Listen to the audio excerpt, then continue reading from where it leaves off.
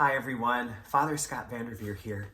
In a recent post, we talked about how anger is a healthy thing and it alerts us to the fact that we are sometimes in the presence of injustice. When we feel anger and we see, there's injustice here, we know that our detection system is working. Anger gives us the energy that we need to combat injustice. But we talked about how sometimes anger is mistriggered, it misfires, or we find ourselves angry at the wrong person. Or maybe we're angry at the right person, but for the wrong reason. Or maybe we're angry with the right person for the right reason, but for the wrong amount of time, or for the wrong intensity, for a kind of fervor, furor that is out of proportion with the injustice that's being reacted to. Today, I'd like to turn to another one of those emotions that is meant to help work as a detection system inside of us, but sometimes misfires. And that is fear. Fear is a very valuable gift for a human being. Fear is the detection system within us that allows us to know that we are in the presence of danger. When we are afraid, when we are walking to our car in a dark parking lot, somewhere where there are likely to be people who are not up to good, lurking, waiting to hurt us, or if we are nervous walking in a dark place because we know that the floor ahead of us is uneven in places, but we won't be able to see where it is, and we may well fall. Those fears are really healthy. They're a warning system within us that says there is danger here.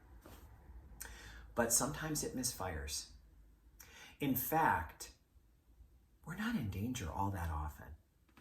There are long-term dangers and there are immediate dangers, but we're not in imminent peril very often. That is kind of a rare thing that would happen.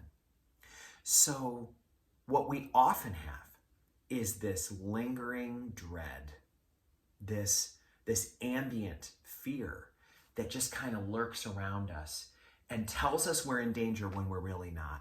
And so we are maybe afraid of the fact that there are electrical outlets in our house. And what if by chance they short out one time and burn our house down? I mean, I heard of that happening to somebody once. I can't remember who it was or where it was, or maybe it didn't happen in this town, but I feel like that could happen.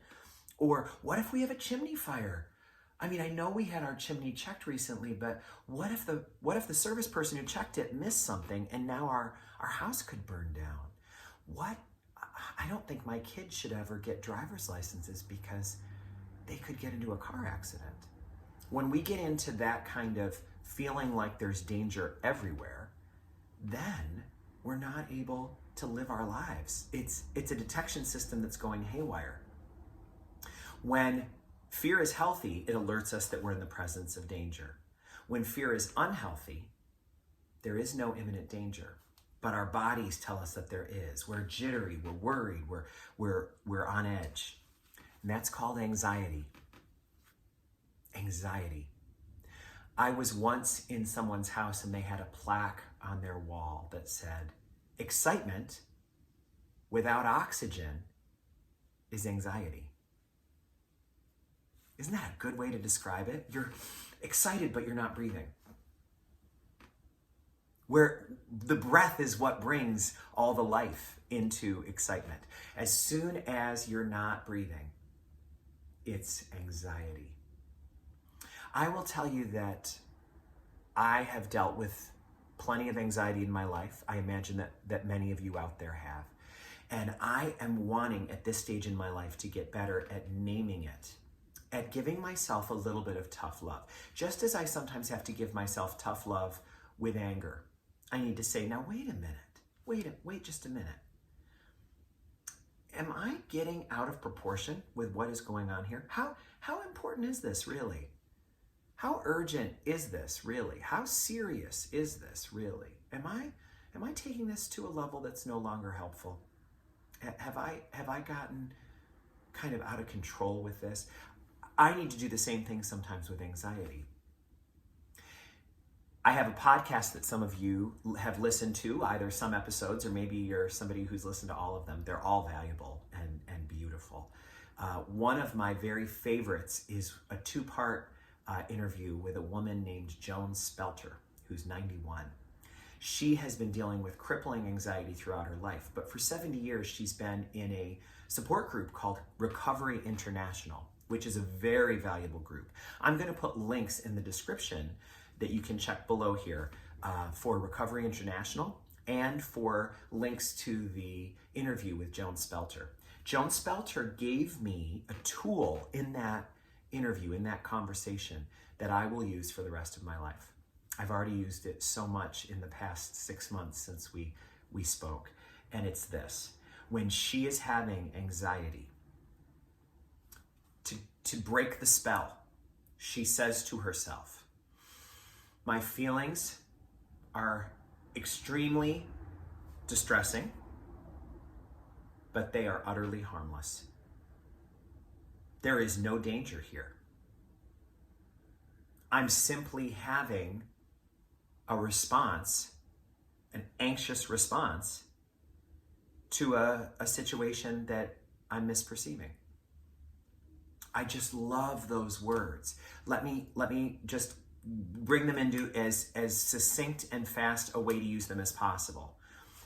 This is extremely distressing, but it's utterly harmless. There's no danger here. What I'm feeling is extremely distressing, but it's utterly harmless. There's no danger here.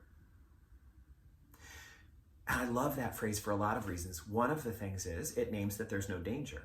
Another reason is it shows that feelings themselves aren't dangerous. My feelings aren't dangerous. I can have anxiety and be fine. Sometimes, you know how anxiety builds on itself? You get anxious and then the anxiousness makes you feel more anxious. And, oh gosh, and you're like, well, what if I don't breathe well? What if I, all of a sudden we're ramping up higher and higher and higher levels of distress. And we have an opportunity to say, no, what I'm feeling is extremely distressing, but it's utterly harmless in content and in experience.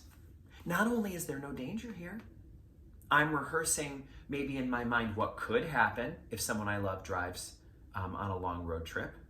I'm rehearsing what could happen if my creosote in my chimney builds up or my electrical outlets aren't grounded. What could happen?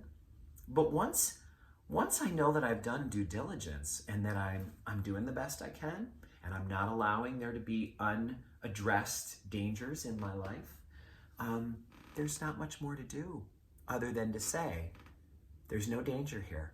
And so what I'm feeling may be extremely distressing, but it's utterly harmless. My feelings aren't dangerous. There's no danger in my environment, and there's no danger in my feelings. There is no danger here. Isn't that helpful? Isn't that helpful? The last thing I want to say is that a great author named Brené Brown talks about the concept of foreboding joy.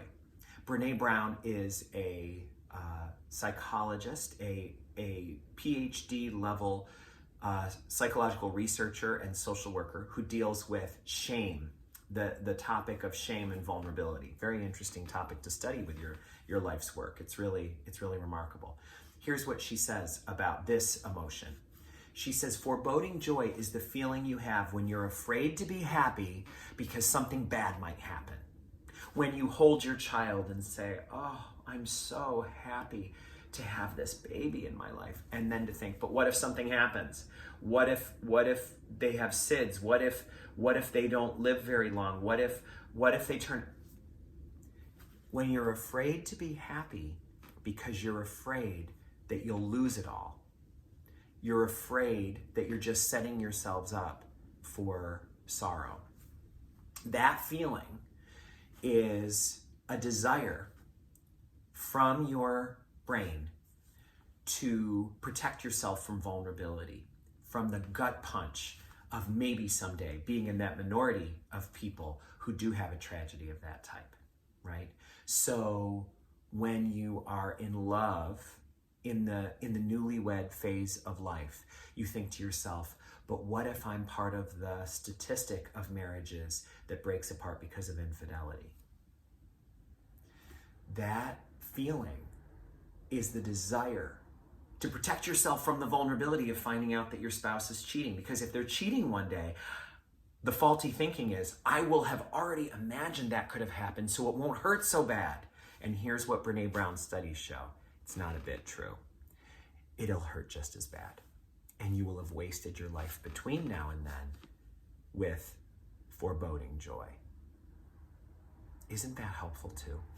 Studies have shown that people who spent their whole life worrying that someone they love could die in a car accident, for those people who worried about that their whole life, if, God forbid, that did happen, and in the study it did to some people 40 years after they'd been worrying about it every day, they showed in the study it didn't help them prepare for the loss at all. It hurt just as much.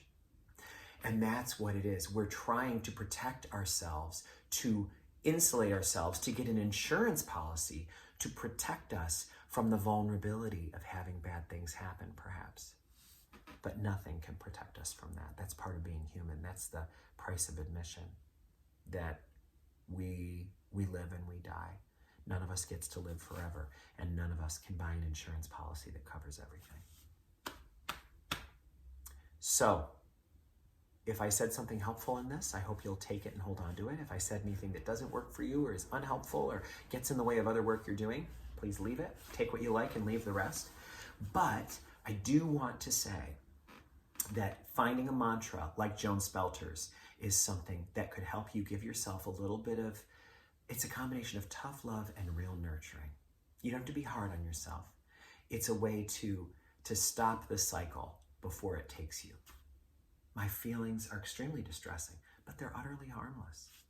There's no danger here. God bless you, and may the path ahead be filled with moments of healthy fear, but no distress or anxiety.